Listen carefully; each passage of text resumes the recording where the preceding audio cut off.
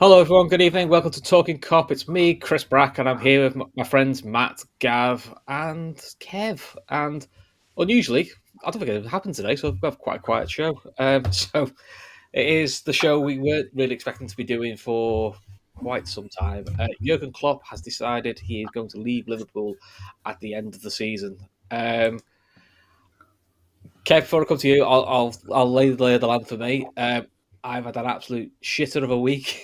I've been looking forward to the weekend, and I'll be honest with you, I could have done without this. To be honest, how are you? I was, do you know what? I was going up to my father-in-law's this morning my stepfather's for breakfast with my missus and going to meet my sister. And whatever possessed me in the car to flick on the Telegram app, I did. And it was right at the exact second that Kevin Ball put a link into a tweet. And he just said, Klopp leaving at the end of the season. I was like, fuck off, Kev. Talking nonsense here. You're after linking a tweet in from some gumbean on Twitter with a fake account. So I clicks into the Twitter account, checks the spelling, as you do, clicks into the icon at the top. Paul Joyce, 465,000 followers. I was like, oh, fuck. It was that absolute sinking feeling because myself and Gav, we were only doing a members show Monday morning, weren't we? And we were talking about, right, we'll get Klopp boxed off, get him to extend, and then we'll work on Virgil, get Mo sorted out, get Trent sorted out. Young lads coming through, we're boxed off, we're gold, you know? And it was like, I was not ready for this conversation. I'm not ready for this discussion whatsoever. It's like, I wish you took Kev. If you're not ready for the discussion, I wish you took that when you hear on a podcast. That kind of kills the show a little bit. But here's the thing: last year we were all talking about Mo Salah leaving, and you know it was 50-50 for a good while, you know, and you had the pros and cons of him going and what have you. We had endless discussions about him going. No one saw this coming. Anyone who says they did see this coming is a flat out fucking liar. So I don't know. It is. I think it's got to. He's a once in a lifetime. He's a once in a generation manager, and we poxed getting him. We were absolutely pure poxed in getting him, and the odds of getting a version who is going to repeat what he's done, fucking hell. You know what I mean? Who knows? But we've got another few months to enjoy him, so just enjoy him for the next few months. It's anyone who can get to Anfield for the next three, 4 months. Any home game, doesn't matter. It's Europa League game, FA Cup replay. Who gives a shit? You know, you got to go and try and see this guy while he's still there. It's mad. Yeah, Matt. I'll come to you because out of us all, you're the eternal optimist, and quite frankly, Kev's just make me want to go get some vodka or something. I don't feel great now. So I was in a work meeting, and I basically had my phone off, turned my phone on, and the first thing that flashed up on my phone was Sky Sports News. Jurgen Klopp's leaving. I was like, oh, so I didn't even have to. Is it real? Is it not? I literally had Sky Sports News app tell me. I was like, oh shit. How did you find out, bud?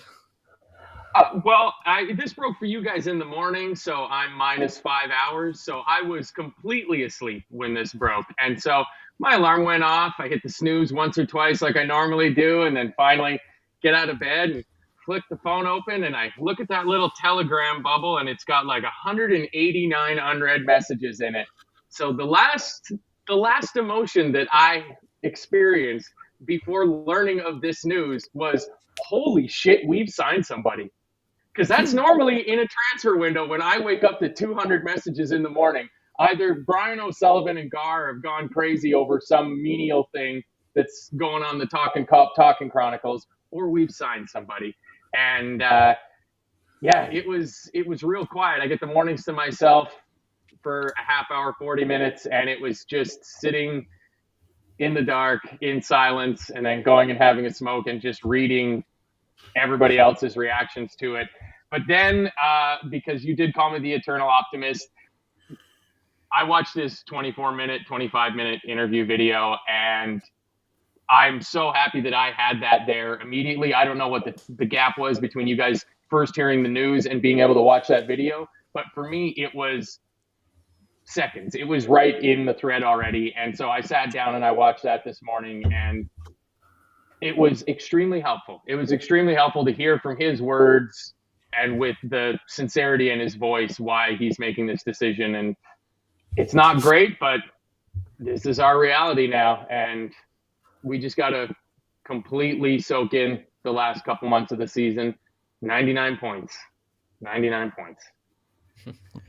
Gav, so I think since you did your initial show at 12 o'clock, I think a few more things come out. So according to the reports now, I think it's Chris Bascom is now saying the players found out at 10:30 today, which was like surprising because I thought the club have known for a couple of months, but I suppose that would make sense because you kind of think of if a player knew, they like to tell an agent, it's like to leak out. So this is also interesting how the players react. You're hoping it's going to be right, let's get these things won before he leaves. He does the interview yesterday evening.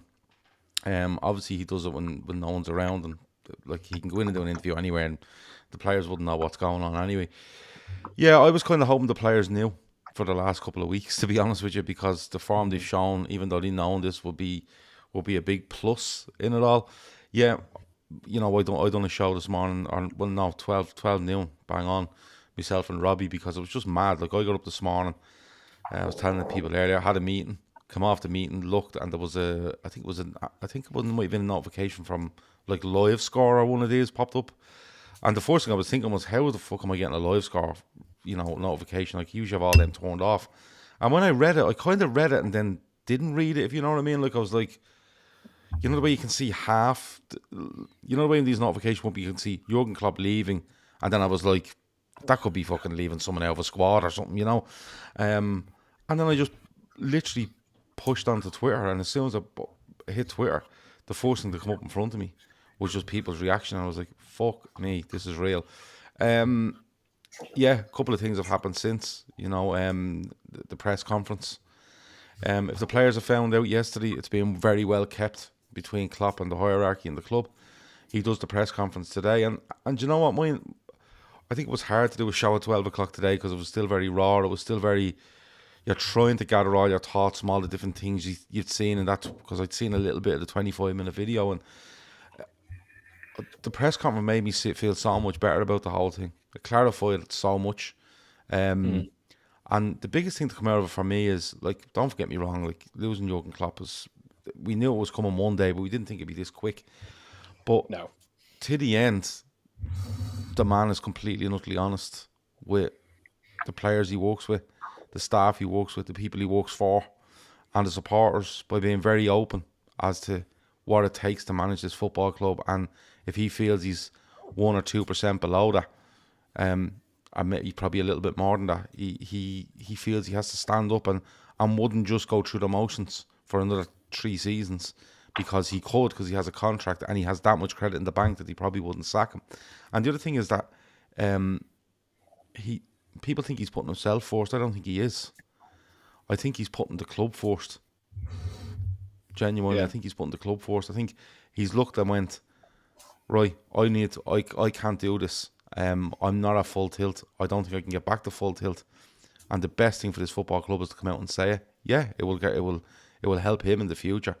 I.e. living a normal life of some sort for whatever amount of time it will be. But he's basically decided Liverpool Football Club is more important than him, and more important than him having a job, and more important than, him holding on to something that he doesn't feel he has. Full control is probably the wrong words, because people will make out like that he's having control taken out, but full grasp of, if you get me, from his own side. So was very raw this morning, a little bit raw this afternoon, but after the press conference, it came out very, very clearly that Jurgen Klopp has put Liverpool Football Club first, and he's decided that the best thing for Liverpool Football Club is somebody other than a Jurgen Klopp not performing at 100% and not having the drive to do everything that he has to do as a football manager for this football club. So it's a tough day, don't get me wrong. It's going to be, we'll get on to what we should do in the next 4 months. I think we should completely ignore who you think is going to come in or out, but we might discuss that later. And yeah, the toughest days to come when he manages his last game for Liverpool. But that for me should be a celebration, regardless of what happens between now and whatever date the Europa League Cup final is, if that's where we're going to get to, or the FA Cup might be later. No, I don't believe know when the fixtures are, but yeah, I think tough day, a tough day, but FA Cup will be the last game if we made both finals. Yeah, so a tough day, but the more you listen to Jurgen Klopp, the more you understand why he's done it. You hold nothing against him, I don't think. I don't think anyone should. And yeah, it's time to go to war for 4 months for Jurgen Klopp. That's how it is. Kev, I mean, if you look at Klopp's last press conference and his first press conference, there's two things he said I quite like. One is he did stick up for the club in terms of he dispelled some. Well, he basically bodied Jose Enrique, which I'm all for because I've never known such a journeyman Liverpool player who was bang average get so much traction time and know very little. So quite enjoyed that. And I always remember in his first interview, he always said the most important thing about a manager, along the lines of, it's not what they think about you when you get in, it's what they think about you when you leave. And if you look at what Liverpool were when he took over to the squad he's leaving now, he's leaving Liverpool in a much healthier position where you're going like, whoever comes into Liverpool, it's not they've got to do a mass rebuild. It's tweaking they've got to do. This is it. I mean, when you had it today an awful lot with people comparing what it was like when Ferguson left Manchester United, and when Fergie won that last league title and he left Manchester United for good, he rinsed the last sinew of everything out of that squad, and he gave it to David Moyes and said, "Here you go, enjoy." That squad was wrecked. It was old. It was decrepit. It was broken. It needed a massive rebuild. This squad, like I said in previous shows this week, the average age of this squad is under 26 years of age. Klopp has known since November that he was going. Despite that, look at the amount of kids he's been playing. Look at the amount of kids he's been given time and debuts to. And no bother to him. It would be very easy for him to be selfish at this time and think, right, I'm going to try to win every single thing I can, and I'm going to flog these players until I get it. But he isn't. He's using more. He's made more changes, I think, than anyone else this season. He's used more players than most other managers, and look at where we are. He went through it himself. He talked about you've got the brand new training centre, the 2 new stands. The infrastructure behind the scenes at the club is strong. Yeah, him and the coaching staff are going, but the infrastructure that's been built over the last 8.5 years is still there. The recruitment team that's there now is probably still going to be there. But how we move forward from this, you have to ask yourself, are you going to be looking in the summer to replace Jurgen Klopp with, like we often do with players? You'd often say, right, well, we're going to replace this player, but we're going to probably end up having to buy 2 or 3. I honestly think that Klopp I think he was being really honest with what he was talking about, the scale of the job. It's too much for one person. And you need to get the structure above the manager stroke head coach in place, and then let the FSG manage football side and a director of football appoint a head coach who's going to implement what way the club want to go forward for the next 2 to 3 years. And I think that's how it's probably going to go forward. But we're only able to do that because of the quality and strength that we have from the youth setup right the way through to the first team now. And that's been put in place. Most managers, when they come into a new job, they're coming in to fix something that's already broken, or to take over from a manager who's been fired for poor results. It's not going to be like that. Whoever comes in to take over at Liverpool is coming in with a squad who knows which direction it's pulling for, and a youth setup with players that are contributing to the first team, a healthy-ish budget, an infrastructure that's done. It's literally the whole package is done with a bow. Just whoever they bring in, don't fuck it up. It's literally, here you go. Here's your brand new toy. Don't fucking break it. You know, it's not like you have to come in and disassemble everything and put it back together in your own image. This club is in a really good, healthy state. And that is in large part, in sole part, really, to the manager and what he's achieved in his time from coming into the club to today. You know, it's in its healthiest position it's been in the Premier League era. It's never been this good. And it's sickening that he's not physically or mentally right to see this through, because that's just unfortunate. But when, like Matt said, when you listen to the complete interview of what he said and listen to the press conference from start to finish, you have to take the man at his word. And he wants a life. He's been in football management and football, for 24 years, from Mainz all the way through to Liverpool. And he's had 4 months off. He's had 4 months off in 24 years. Yeah, but the other side of it is he's never seen his kids grow up. You know, he's now a grandfather, and he's young enough to be able to enjoy his grandkids. So, if that's what he wants to go and do, you know, more power to him, because I completely understand it. I completely get it. And you know, if he's not 100% there, it's only right he did the right thing, because no one else could do it for him. He was in such a dominant position within the club that nobody at the club could come and tap him on the shoulder and say, Jurgen, you know, it's time. You know, that was never going to happen. So he was the one who had to make that decision. He was the grown up in the room, and he made the decision, and he made it before it went sideways, rather than let it go sideways, and then you're into a different scenario altogether. And nobody wanted to go down that road. Yeah, I mean, I suppose, Matt, that's probably the one thing that Wenger didn't do, which was probably realise his time was up maybe a bit sooner.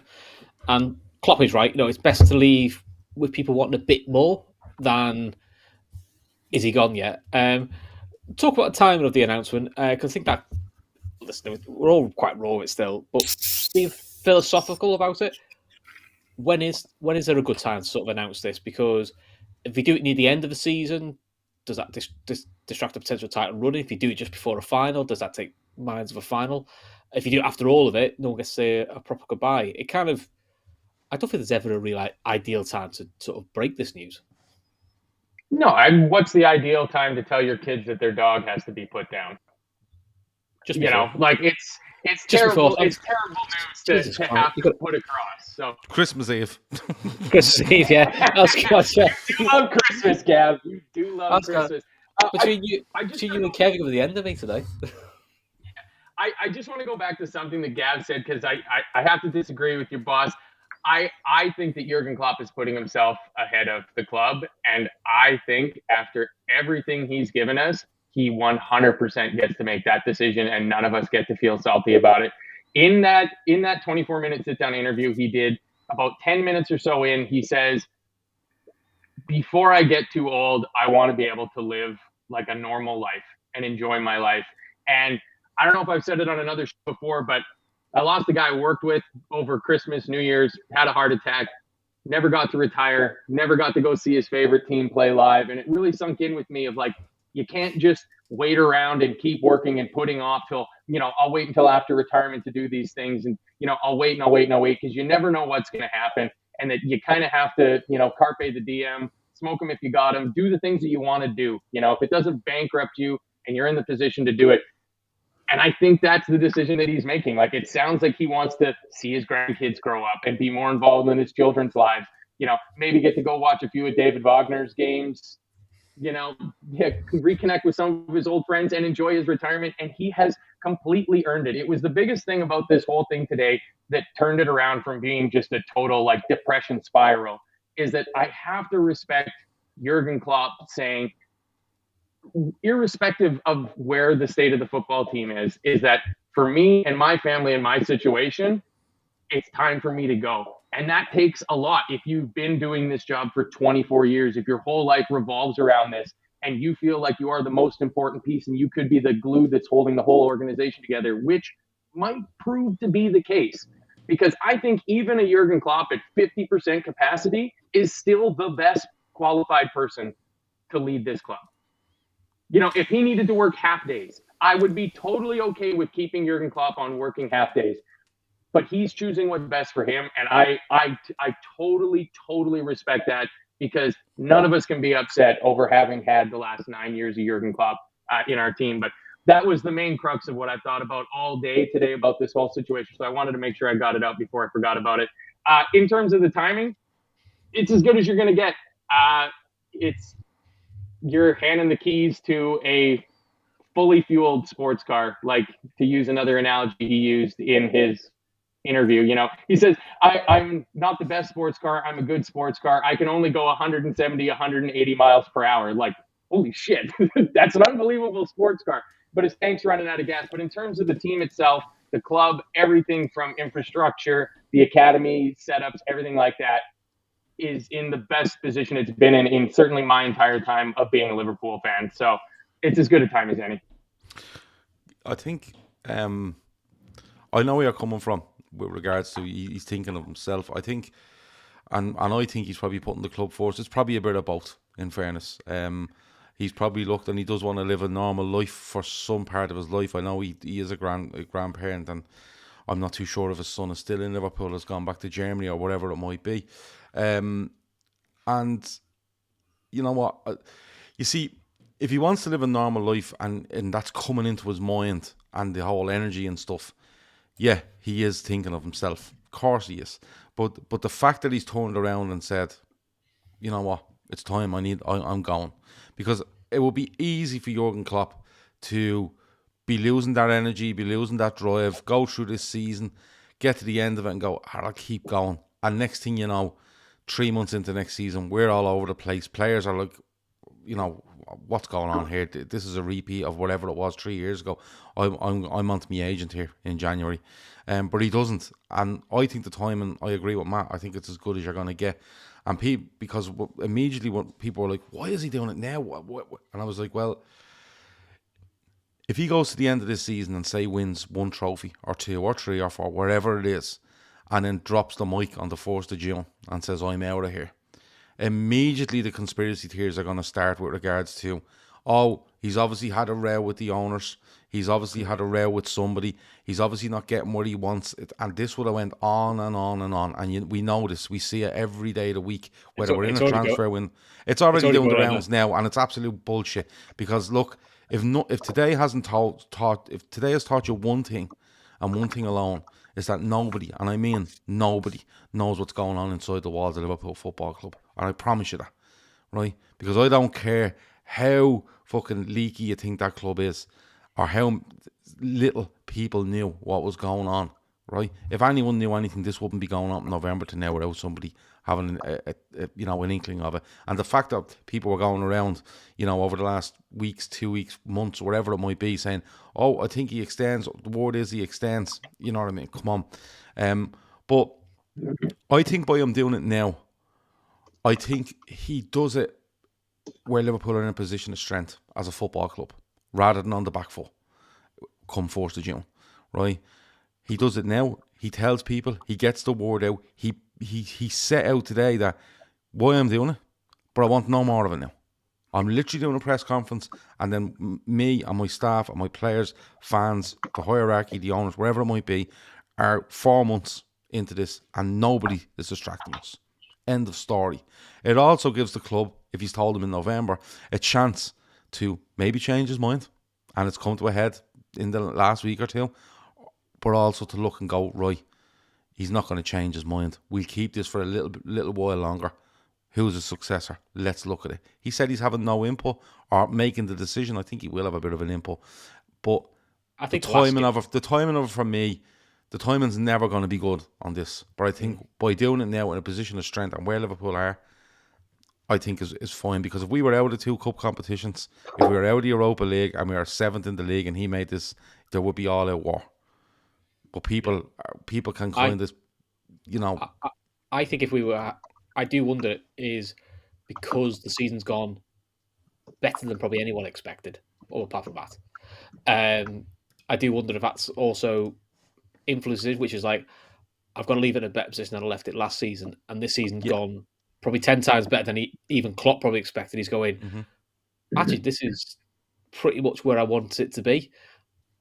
and now I don't need to have to do all the off the field stuff that he clearly can't be arsed with anymore. He can't be arsed with press conferences. He pretty much bodied the press team and said, I'll be quite glad not to talk to you lot again. So I think that's what it is. But in terms of what next? I mean, on the pitch, look, we all sort of know what we want, which is win as much as possible, and you'd like to think it's going to have the positive effect on the teams. But I suppose going next now is, Gav, I think me and Kev were talking, we're saying, like, I think you see a sporting director coming before you see a manager replacement, because I think that's probably the structure they're going to go down to take a bit of pressure from the new manager. And as much as Billy Hogan says the process starts now, I think that's a little bit of toffee, because I do believe the process started as soon as Jurgen Klopp said, I want to leave. Sorry, was that for me? Yeah. Sorry. Yeah, I think not so much negligent, but you'd have to be asking questions if Jurgen Klopp has told him 2 months ago that he is going, that Liverpool haven't started not making plans, but making tentative inquiries, or at least looking to see what's available, and to have discussions even amongst themselves. Let's draw up a short list. Let's have a look at this. Someone said there, Billy Hogan looked so relaxed today by all this. We didn't see him like he was sitting there and, ready to call him into the field position, because what the fuck am I going to do to replace this fella? He seemed so calm. It seemed, do you know what it looked like? It looked like the two of them were sitting there together going, this is just the next stage in the plan. So the next stage of the plan is for you to come out and do this. The next stage of the plan after that is you go and look after the team. And while you're doing that, we will go after whatever target we feel is the one. So it all felt very relaxed. Brian says there, perfect timing. The team is being rebuilt and ready to go for next summer. Best of luck to Jurgen. We won't see his looks again, but hopefully the next man is a good one. And, it's a massive appointment. It is a massive, massive appointment that they have to make. And I said it today. There's only two things that we should be worrying about as fans now. Is one, going to war for Jurgen Klopp until whatever day, 25th of May, I think is the last day of the season for the FA Cup. Going to war for Jurgen Klopp, and then trusting the process that Jurgen Klopp will be involved in, along with Billy Hogan and all the other boys, Mike Gordon, etc. Trusting the process that we bring somebody in, and if it's somebody you think, yeah, great, brilliant. If it's somebody you think, oh, wow, patience. It's all about patience. It's all about having your head screwed on here going, have to remember, this is not going to be easy for anyone, and I mean anyone, to take this job. I include Pep Guardiola if he went and turned around and said, I want to manage Liverpool from June the 1st. Every manager on the planet will want this job. And I mean every one of them. There's no one out there that wouldn't, right? But you have to have patience, and you have to get away from, if something goes wrong early next season, oh, look at this fella's not up to it. We done it with Klopp, and we're doing it. We'll be doing it with somebody else, but with a much better squad, a much better base, as Kev said, and Matt, I think, a much better infrastructure. Everything about the club is sat there, and it's where Jurgen Klopp wants to be, to hand it over to somebody and go, it's yours now. You have everything at your disposal. They've cleared out his backroom team, so we're giving you free reign at that. And I think that's a really good move, by the way. Yeah. And I just think it's not going to be easy, and especially when we get to the back end of the season, it's not going to be easy. But if you just screw your head on and keep calm and go after everything we can in the next 4 months, I think a lot of it will take care of itself. Good. Red Steve said, can you pay attention next time, Gav? But while you're doing that, I didn't hear you mention my name, sorry, when you started the sentence, and I thought I'd answered last, so I thought it wasn't my turn. Well, I know you like Tell a Red gas. Steve to go fuck himself if you see it. Well, while we're doing that, we'll talk about our charity partners, where we're going to raise, I'll get the phrase right, €10,000, because Kev said 10 million last time. I don't know where he got that from. 10 million? Yeah. Must be talking Leary, was he? Tell the truth. Tell the truth. It was a show us three were on, and one of us said 10 million. I'm pretty certain it was you. Anyway, so we're raising 10K, which we're going to split between the Lighthouse and fans for food banks in Liverpool. And the Lighthouse is a Dublin charity, which Dublin City Centre, Gav, where it's based. Yeah, Dublin City Centre. Yeah, they look after the people that are struggling to make ends meet. And they have a cafe there that opens as many hours as possible, as many hours as the volunteers can open it. And when it's open, like last week when there was storms in Ireland, it opened and it was providing, hot food for people, changes of clothes for people, just somewhere for people to go in and chat. You know what I mean? Because when storms like that happen and stuff like that, people can be quite lonely sitting at home on their own, and it's just it's a meeting place for these people. So that's what the Lighthouse is in Dublin. Yeah. Yeah, and fans of food, supporting food banks. It's the Liverpool branch. But I mean, the food banks are everywhere. Unfortunately, it's a necessary evil these days of the world. Is people unfortunately can't afford to eat. So the idea is when we get to 10K, we're going to split it between the two charities. And our other sponsor is Football Prizes. What's the latest? Football prizes, yeah. The latest offering from them is in the description, and it's all about Liverpool forwards. I think there's 333 tickets for this. I think it's about 395. I have it on my phone, but I'm doing it from memory. But the link is there, and the main one of those is a custom signed and framed Cody Gakpo jersey. So that's a nice one. Like I said, these sell out quick. We do one a week. Well, we don't. Football Prize do one a week, and we help support them. But they do one a week, and literally they sell out. Every single week they sell out. Because, one, the quality of the stuff they give is amazing. All the stuff has the certificate of authentication. And they're custom framed, they're signed. Some have LED lights built in, some have TVs built into them. And then there's loads of instant prizes you can win as part of the draw as well. So check out footballprizes.co.uk, or in the description, you'll find the link to donate. If you want to donate, to share if you want to share, or to buy a ticket for Football Prizes, the link is in there as well. Okay. Right, Matt and Kev, because you've been sat there quietly, and Kev still thinking about his £10 million mistake. Let's talk about the potential options, because quite frankly, I'm not mentally ready to talk about these yet. So I'm going to give you two the delights of talking through the options. What I will say is, where I feel this is different to when we replaced Brendan Rodgers, is there were two clear top quality options, which was Carlo Ancelotti and Jurgen Klopp. One was an elite manager, one was the up-and-coming elite manager who had, I think, 300 games for Dortmund, and Carlo Ancelotti, his CV speaks for himself. If we're honest now, every option we could go through, I'll give you some of the names that are being mentioned at the moment according to the bookies.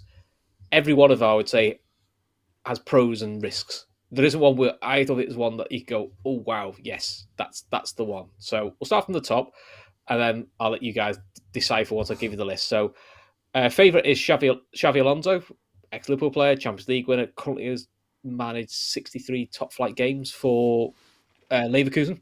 So at the moment, Pep Linders is second. Roberto De Zerbi, Steven Gerrard, Nagelsmann, which, by the way, if we sign Nagelsmann, I might have to go and jump out the window. And Postecoglou, who, if we're allergic to cups, would be a good option.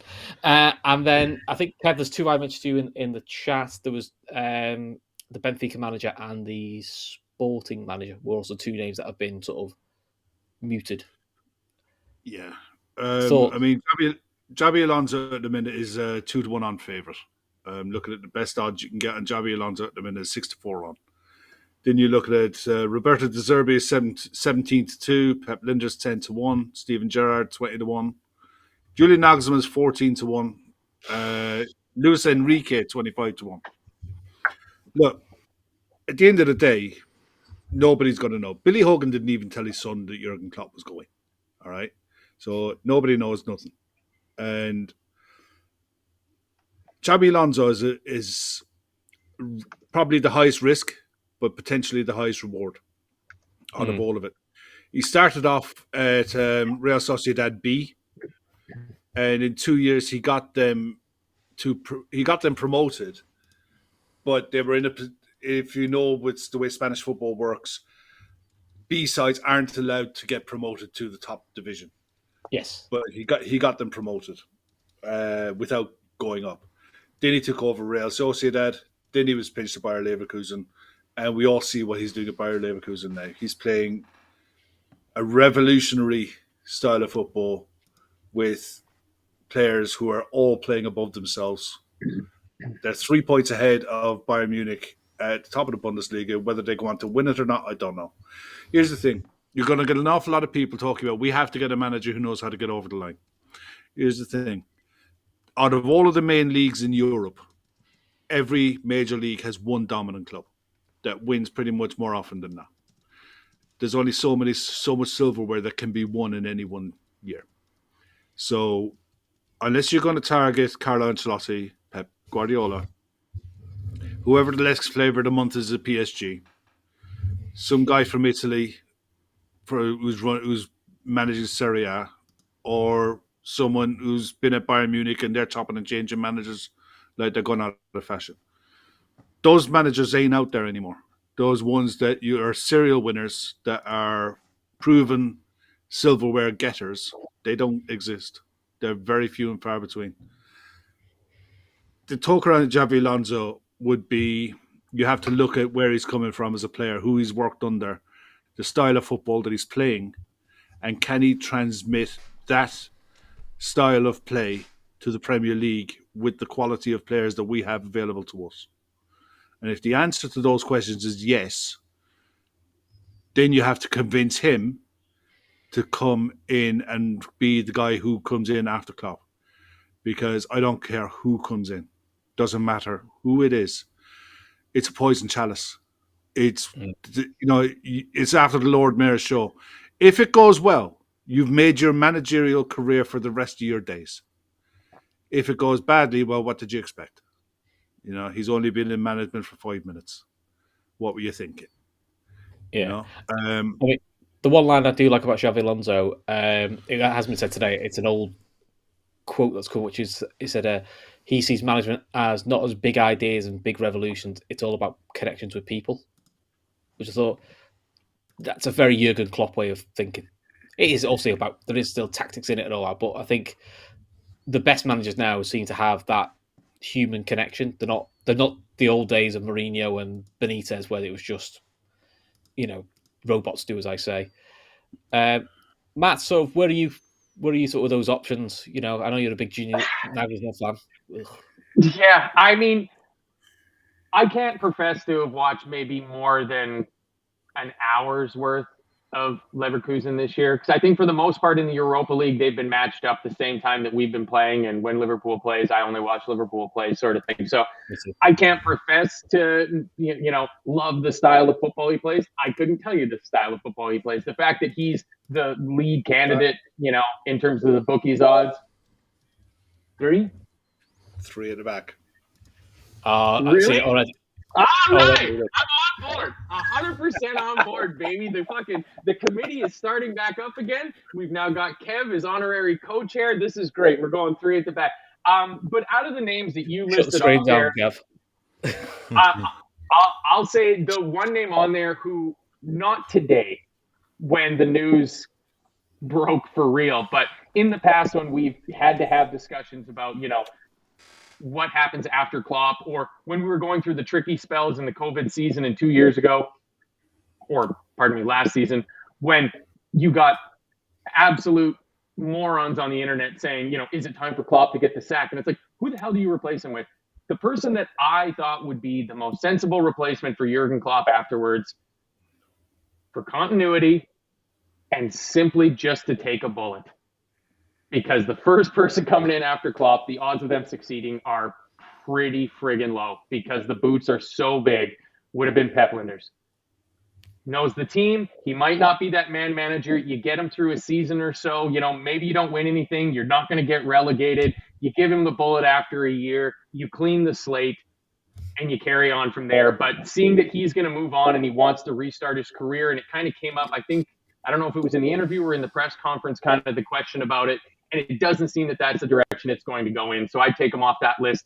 I have 2 other left field names, neither of whom were on that list that I think really deserve, actually 3, that should get a talk around about it. Because I think Nagelsmann, he had his moment in the sun and he blew it. So I don't even think that's worth considering. But the first he's also a gobshite, which doesn't help.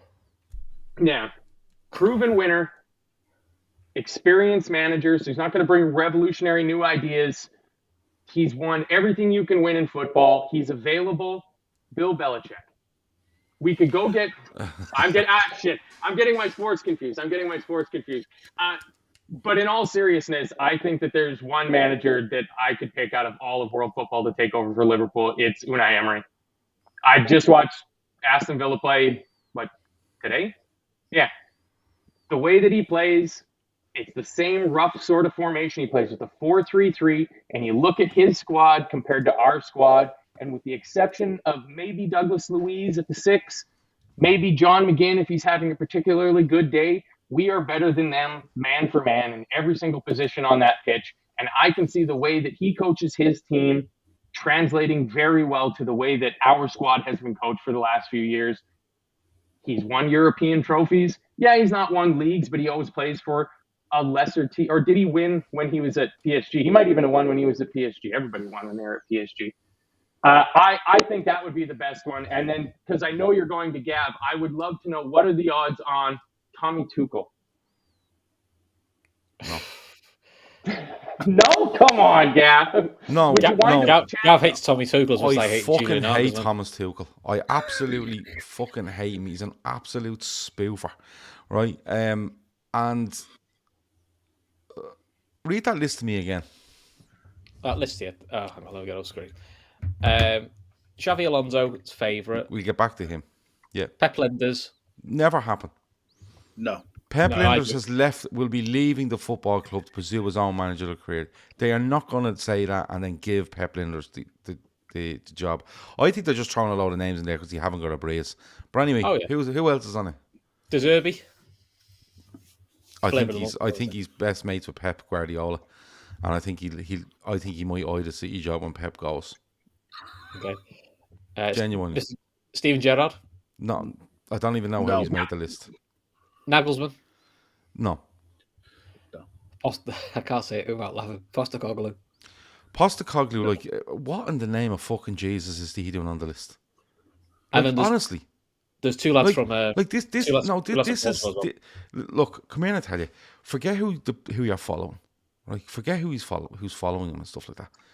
This Ange Postecoglou was at Spurs 6 months, right? He's at Spurs 6 months. He's proven nothing, right? Absolutely nothing to anybody. Let's be honest. Stephen Kenny, apparently he's available. Stephen Kenny's available, yeah. Should have seen your Where's face. my fucking cans? Antoine says, told you Gav hates everyone. I don't hate everyone. I just think, like, don't get me wrong. I said it earlier. Every manager on the planet will want this job, right? If you go to any of them, they'll all say, yeah. If I'm not working, I definitely want it. And the club I'm probably at, I would swap to go to Liverpool. And the reason being is because they've seen what Klopp has done, but not only that, they've seen what a football club can do to their manager, can make their manager, can get so close to the manager and make him become literally, one of them, right? Doesn't happen an awful lot of football clubs. It really, really doesn't. And when I look at that list, right, I think the argument over a sporting / football director of football is a good show. And I'm going to throw it out there. If you're bringing money in, I think you go and you get Ralph Rangnick, right? Yeah. I genuinely think Ralph Rangnick is an exceptional football brain, and I think as an older man to come in and oversee what he should have probably been let be done or allowed to do. At Manchester United, I think he is an exceptional candidate for a director of football / football and director, whatever they call them nowadays. And it's going to be hard for anyone that comes in, right? But I genuinely think the one that does make the most sense is Xavi Alonso, because I think he may have the most open football mind of them all. And for reasons, the reason being is because he hasn't gone through years and years and years of, like a Mourinho has, or a Spalletti has, or an Inzaghi to a lesser extent, or Ange Postecoglou, or he hasn't stamped his way of playing the way these lads have. And I don't think that's a negative in this case, because I think if you brought somebody in like, let's say, a Thomas Tuchel, right? Let's just say for argument's sake Thomas Tuchel. He has his own way. He has his own players he wants. He also has form for going in, uprooting a load of players and quietly fucking wrecking dressing rooms over a couple of years, and then he's out the door. He's done it. He's done it at PSG. I think he's done it at Chelsea, and we'll see how he gets on. Where is he now? Bayern? Yeah, we'll see how he gets on there. He's trying to sell half the Bayern things. He said he's told half of them the shit. Yeah, so, well, there you go, right? So I actually think out of that list, Xavi Alonso makes the most sense. And that's not me going, oh, wasn't Xavi Alonso a great passer of football? No. I don't give a fuck if Xavi Alonso could pass at 5 yards or 105 yards. I think he's done really well at Leverkusen. I think he has the most open mind with regards to being flexible and being able to go in there and go, these are all fucking great players. Right? He might play 3 at the back at Leverkusen, but don't need to here. I'll play 4 at the back or whatever it might be. And he would adapt himself quicker to somebody, in my opinion, than coming in like a Nagelsmann or a Tuchel or whoever going, no, I have a certain way of playing. I've never liked that fella. I've never liked that fella. I've never liked that fella. And I think marrying that with a director of football and Xavi Alonso right now, to me, makes an awful lot of sense. An awful lot of sense. And people will say it's a big risk. Yeah, it is. But I've Shawnee Lawson adores Xavi Alonso. And me and Shawnee Lawson fall out every day about football. Every fucking day we fall out about something. We argue over something. I call him names, he calls me names, and then we move on, and we're waiting for the next argument the following day. But Shawnee Lawson has been... Sounds like me, Kev. Yeah, Shawnee Lawson has been banging on about Xavi Alonso, right? Because he does watch an awful lot of Leverkusen because of Xavi Alonso, and he said, I think, in my opinion, and I haven't watched any of them, so he said, I think, in his opinion, he's going to be an elite manager. And if he doesn't manage Liverpool, he'll be Real Madrid manager. And that's where he rates it. That's my fear. Yeah. That's the fear with Alonso is. And I genuinely think this is different to Rodgers. We needed a messiah when Rodgers was gone. We needed an absolute person that took that club and just took it in the palm of their hand and said, right, we're going back to where we need to go back to. We don't need that now. We are a club so healthy in position where it's playing staff, like infrastructure, the fan base, the highs they're on, the backing, the optimism. We need someone to come in now and just garner all that and actually improve their own career by using all of this that's around them. And I think the freshest of starts is probably the best of starts. And I would argue on Xavi Alonso very, very heavily in this race. Having said that, I don't really care at the moment. All I cared about is getting as many wins on the board between now and the end of May for Jurgen Klopp. Bingo. That's where I am. 99 points. I mean, the ideal, Kev, is Klopp's our modern day Shankly and the next guy's our modern day Paisley. I mean, that's the ideal. We'll be, Kev, you, me and Matt will be sort of for post matches for 10 years and we'll be quite happy. But, you know, I'm not always sure life works out that way. So, I mean, we've got about 10 minutes before we let everyone go because Gav's told me. Before you jump, there's a video going around of Jose Mourinho talking about Xavi Alonso and his potential as a manager. If you haven't seen it, go and dig it out. It's brilliant. And Jose is absolutely spot on in what he's talking about. Look at his playing career. His father was a player and manager. His uncle, player. He's literally born into football. He was a brilliant player in his own right. Played under Benitez at Liverpool. Ancelotti and Mourinho at Real Madrid. At Bayern Munich, he played under Pep. If you're not a sponge and can't take in from those coaches and managers in your playing career, then something's wrong with you in many, many ways. And I think he's an absolute sponge. I think he's taken the best and worst of what those managers and coaches have done in his entire playing career. And he's showing it on the pitch at Bayer Leverkusen with a side who had absolutely no rights to be where they are, with the players that they have available to him. 2 or 3 very good players. The rest of them you'd look at and you'd say, yeah, you're middle of the road. Some of them are journeymen. You know, some of them are up and coming. I think he's a no-brainer personally because the fear is that you get him, you bring him in, he's an absolute success, Real Madrid come and pinch him. That could happen, but he's been an absolute success. The other side of it, he goes to Real Madrid and he's an absolute success at Real Madrid. You're never getting him. But the thing is, the thing is here for me is, if Xavi Alonso comes in, and I don't know if Xavi Alonso come in, and at the end of the day, right, whoever comes in, I will go, I will be up here, high, or kind of, I'm not too sure on this fella. But then once the ball goes to be kicked, I'll support him, right? Once it's not fucking, once it's not, unless it's fucking Tuchel, I'll lose my mind. Or Diego Right, Simeone. right, or Simeone, yeah, one of the. But what I'm saying is that if he comes into Liverpool, like, let's be honest about it. When Jurgen Klopp went into Liverpool in 2015, we all probably in the back of our minds thought, if he does well here, Real Madrid will come and take him. Yeah. Right? And they never got a sniff of him. I still couldn't believe we got They've never got a sniff of him Genuinely. because, and this is why I think you do Alonso, right? And for the reason I've said before, but Xavi Alonso may want to manage Real Madrid one day. But I promise you, if Xavi Alonso comes into Liverpool in 2024 and he's as successful as Jurgen Klopp has been or close to it, he'll never want to leave the club. I'm telling you, he'll never want to leave the club because why? The grass is not always greener and all that stuff, but he's genuinely looking, going, I have everything I could ever want here. Everything I could ever want. And you can argue over, do we spend enough? Do we do this enough? He'd be literally walking around like the fucking king of Liverpool, the city of Liverpool. Genuinely. And that's what makes the job special. That's what makes Klopp come in and 4 years in, Champions League, 5 years in, title. He could have walked. Real Madrid had come in and he could have walked, but he didn't. And Real Madrid never even bothered, because I'd say if they even approached anyone, they would have went, you're not a hope of getting him out there. He thinks he's at the best football club in the world.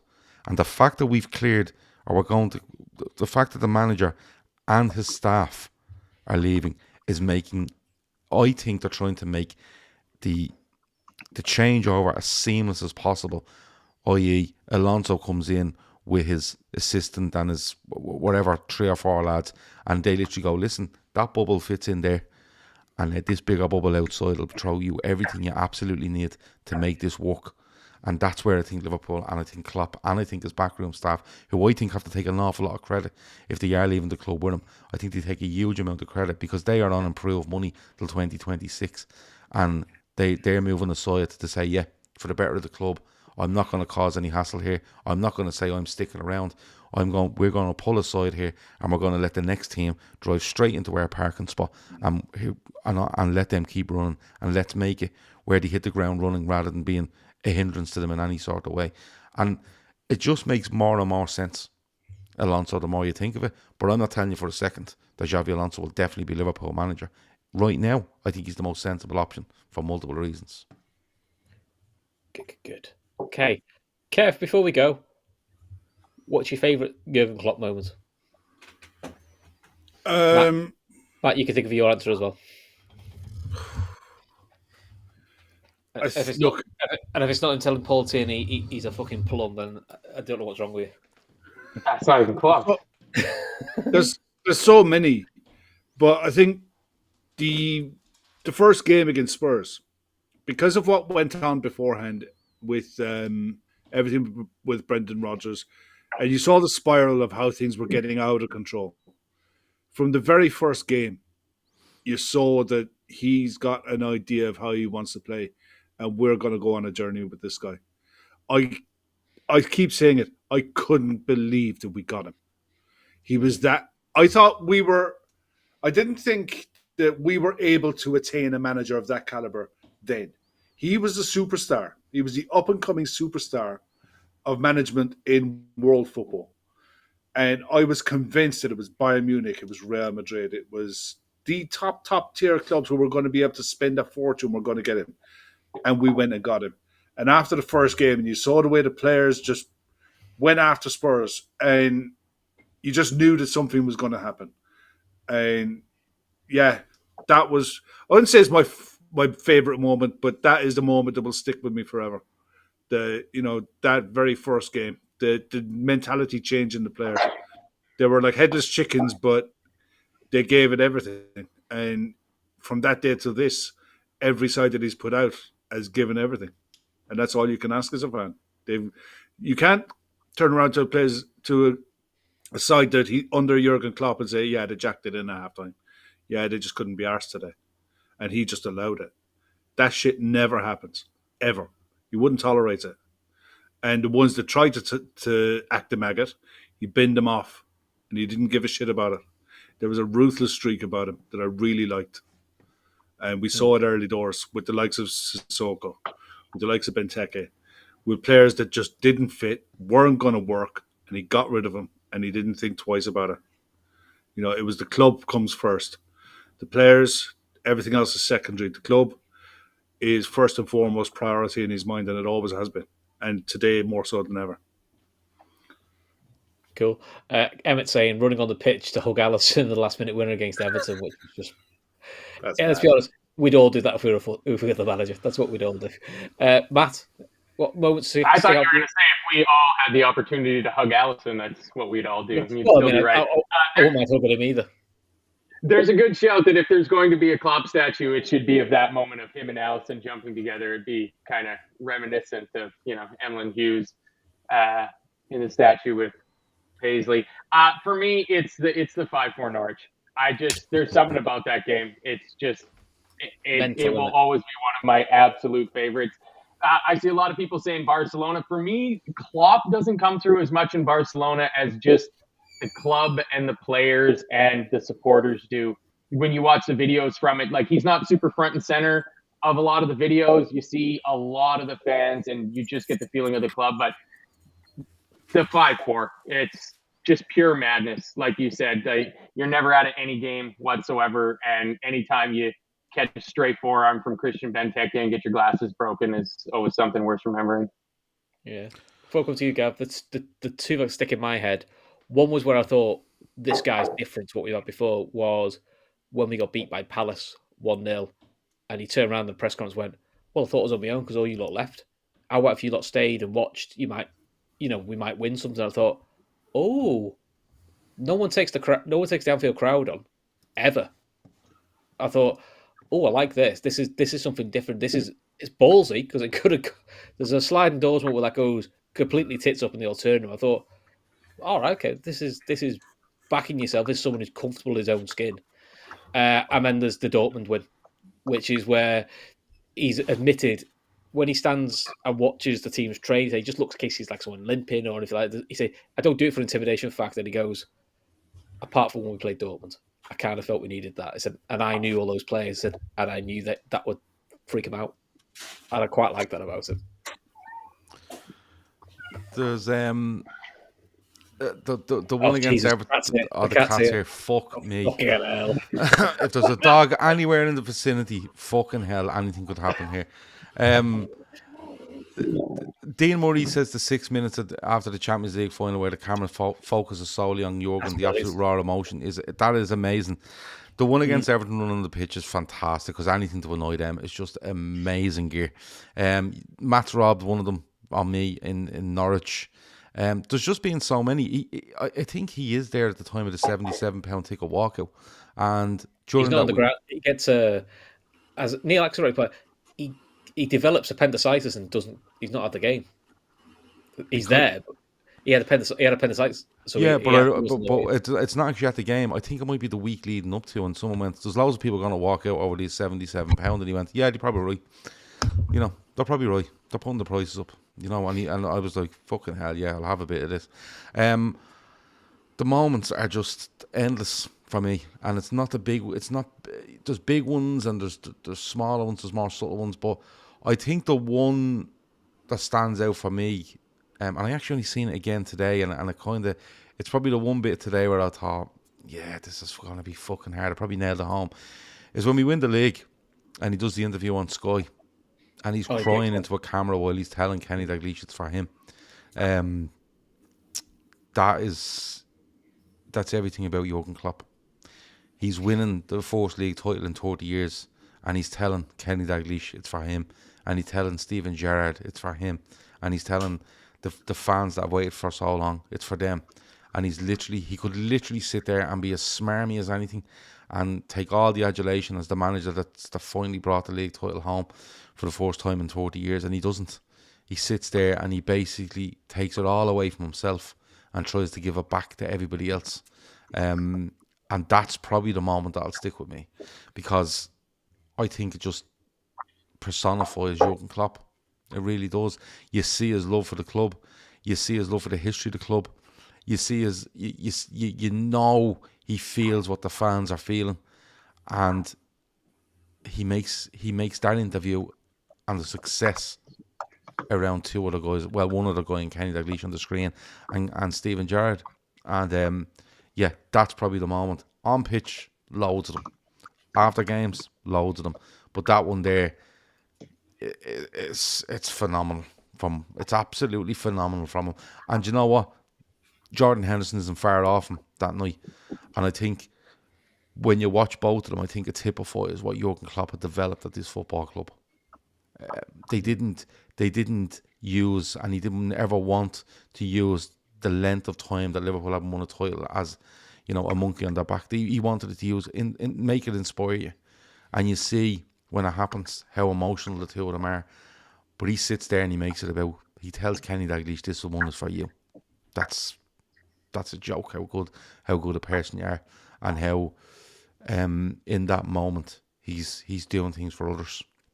Yeah, that's mine. Cool. Right, it's 11 o'clock. It's 2 minutes past 11, so Gav's fuming, so I'm going to get a fine for this. Absolutely fuming.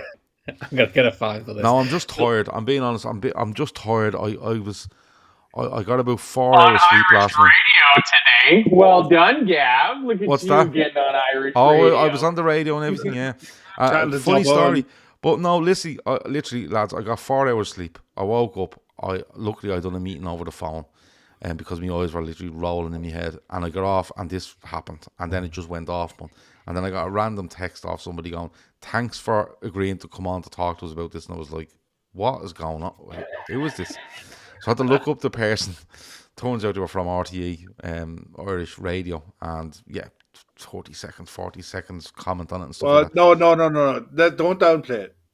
RTE Radio News at 1 is the most listened to. I didn't know where it was on, Kev. I'm not going to lie. I knew it was RTE, but I hadn't RTE Radio 1. It was News at 1. Yeah. It was national radio. Yeah. And the first person they call is Talkin Kop.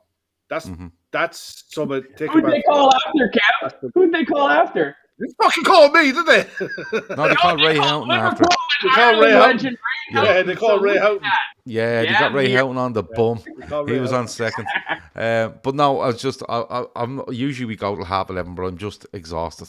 I really am exhausted. There you go. So on that note, then, that's breaking news about Jurgen Klopp leaving Liverpool this season. So all we can do now is there's 4 months to go. Let's make this a special season for the normal one. Until then, danke Herr Klopp.